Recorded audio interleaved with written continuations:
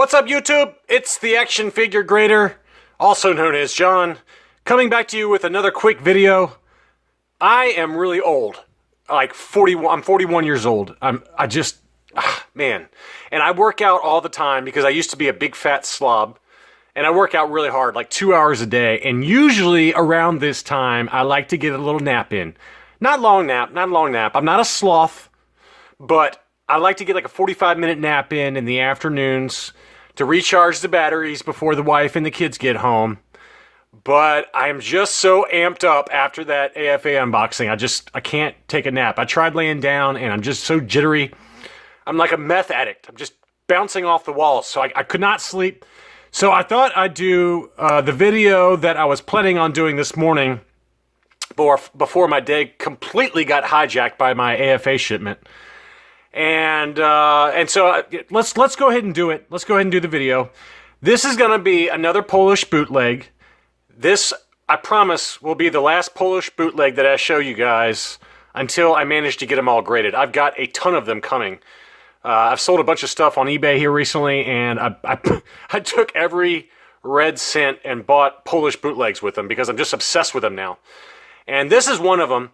As you remember, I showed you the first generation Polish bootleg Darth Vader. And that's articulated. 4 points of articulation, the arms and the legs. And then I showed you the unarticulated bootleg of the AT-AT Commander. The rubber, kind of static rubber figure that is very plain and is a direct mold of the Hong Kong or, the Kenner base figures. If you haven't seen those videos, I encourage you to go check them out. I go into a little bit more detail on the Polish bootlegs. So this is the last one that I wanted to show you because it's different than the other two. This is an AT-AT Driver. As you can see, it's got some pretty unique colors. He looks like he's been smurfed. Can you use smurf as a verb? Because if you can, this guy has been smurfed. He looks like a smurf. Someone dipped him into a big vat of smurf, and now he's blue. But the reason I wanted to show you this one is because this one came from a region of Poland, and I apologize to our Polish viewers out there. There is one I know. She has got an awesome collection. I believe her name is Evangelina. I apologize if I'm mangling your name, but this one came from an area called Lodz, L-O-D-Z, and these figures were known as the Deluxe Polish bootlegs. There's only 4 of them in this series.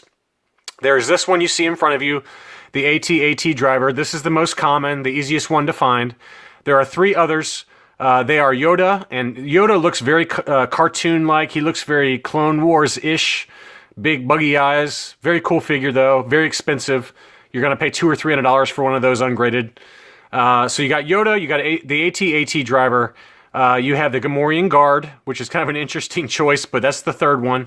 And then the 4th one is Ree Yees, the 3-eyed Jabba henchman who hangs out in Jabba's palace. And that one is by far the rarest, according to the link that I'll put in the description to this video. It's the same link I put in the other 2 Polish bootleg videos, but according to him, and he's an expert on these, the Ree Yees is by far the rarest, and you'll pay the most money for. The Gamorrean Guard is a little bit less rare than the Ree Yees or the Yoda, but you're going to pay the most money for the Yoda and the Ree Yees. And then the AT-AT Driver is the least expensive and the most common. And so that's the one I have here. There hasn't been a lot of these for sale. This is the first one that I've seen for sale on eBay in over 6 months based on past sales. I wasn't actively buying them until in the last month or 2. But anyway, here he is. He's not in great condition. If I had to guess, I'm going to send him into CAS for grading. But if I had to guess what I'm going to get on him, I'm going to get a 70 on this one. So that's my guess on this. We'll see what happens when I get it back in a few months. But let's take a closer look at him.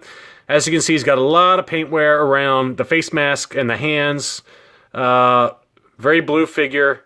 You get some more wear around here, as well as on the shoulder pads.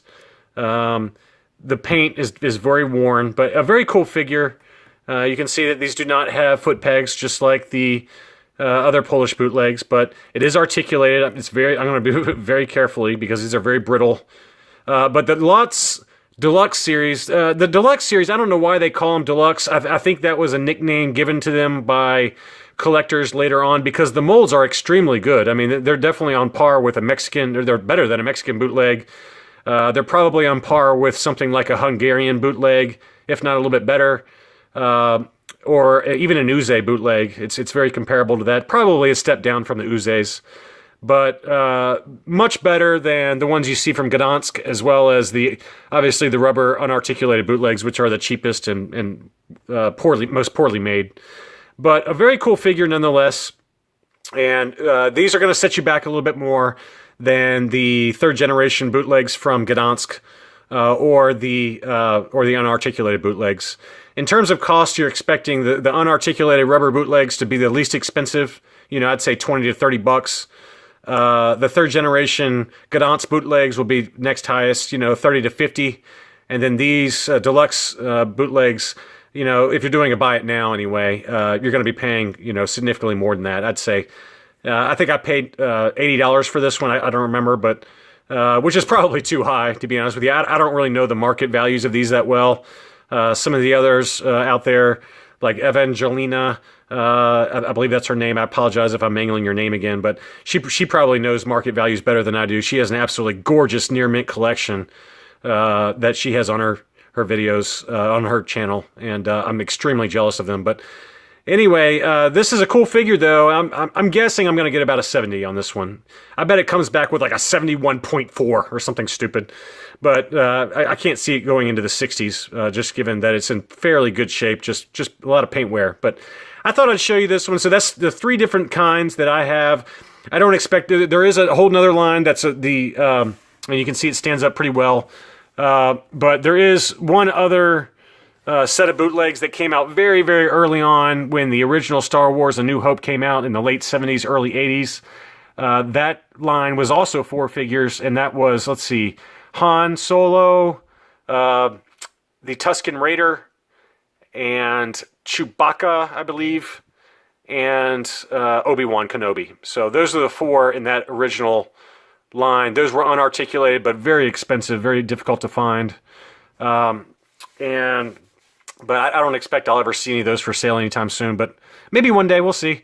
But in the meantime, I've got 3 different kinds of Polish bootlegs now, and I've got a ton of others that I'm going to wait to show you guys once I get back from grading. It won't be till probably February or March of next year, but I just thought you'd like to take a look at this one before I send them off for grading, probably sometime late November. So thanks for watching, and I'll be back soon, much to your chagrin.